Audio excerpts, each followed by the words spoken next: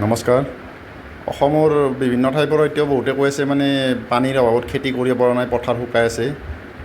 আমাৰ ফালে পিছে ভগৱানৰ আশীৰ্বাদত মানে পানী আছে খেতি পথাৰত, বৰষুণ সদায়ে হৈ আছে, প্ৰায় সদায়ে হৈ আছে, সেইবাবে পানী আছে।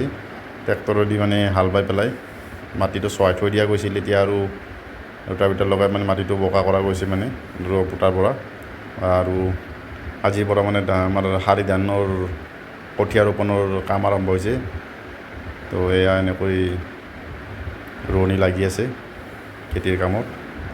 ইয়াতে মানে জহা ধানটো লগা গৈছে মাটিটোত, যিহেতুকে বাম মাটি, বেছি দ নহয়। পানী আছে এতিয়া বৰ্তমান, আৰু বৰষুণ আহি থাকিলে ইয়াতে পানী থাকিব।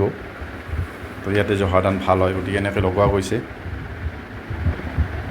পানী লাগে, বৰষুণৰ কাৰণে পানী লাগে, পানী নহ'লে জলসিঞ্চনৰ ব্যৱস্থা লাগে, যিহেতুকে আমাৰ ফালে নাই, গতিকে বৰষুণৰ ওপৰতে নিৰ্ভৰ কৰিব লাগে।